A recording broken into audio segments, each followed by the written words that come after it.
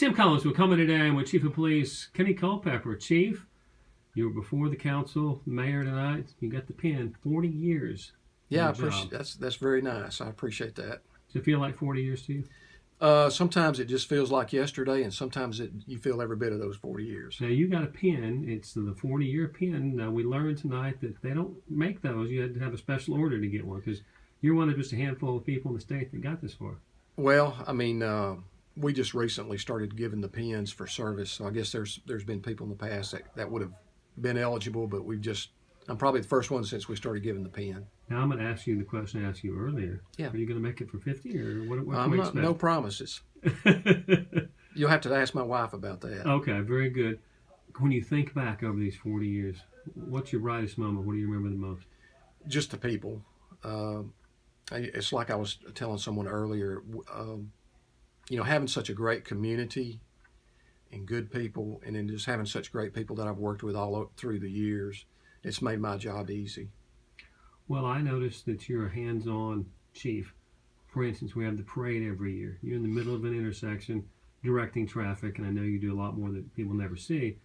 Andy Page was talking about the humility you have. You're very much hands-on, aren't you? Well, in things that I can be hands-on, I tell you what, now with some of the younger officers and all the technology that we have, they're just head and shoulders above anything I can do. It's very helpful. Now let's think back on that same period of time. What was your low point in all that? Oh, well, there's, if you're in a job where you're going to people's worst nightmares, the worst moments in their lives, then you're going to have a lot of low moments, things that, might stick with you when you drive by a certain place or remember a certain memory. But by far, the good memories and the people that you work with and the people that you're able to help outweighs the bad. Well, I've talked to many people who worked under you, some retired, some active, and what I get from them all is how fair you are. And whether they've got a problem, a good day or a bad day, when it comes right down to it, you seem like you fulfilled the role of chief well because you hear people out. Well, I try to. I try to. Just the golden rule to try to treat other people the way you wanted to be treated when you were working for someone. And I was very fortunate. I had good chiefs, I had good captains, I had good lieutenants and sergeants as I was coming up through the ranks. So I had good supervisors that were good role models.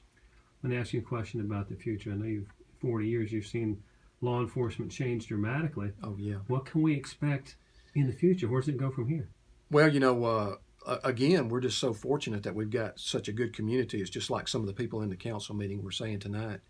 We're very forward-thinking, I think, as a city. We've got a lot of progress, a lot of growth, and it's just kind of going along with that in the police department and making sure that we're able to provide the services for our citizens to keep up with that.